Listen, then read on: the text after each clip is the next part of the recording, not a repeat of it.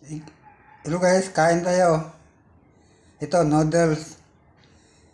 Nilagyan ko ng dalawang itlog na nilaga at nilagyan ko pati ng talbos ng alagbati. At ano natin ito, hugura natin ng black pepper at saka red pepper para maanghang at mabango. Itong alagbati guys, ito ang nagpapatanggal ng preservative ng noodles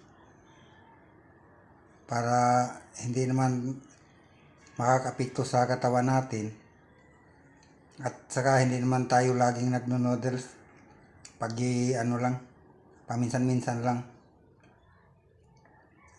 At ito,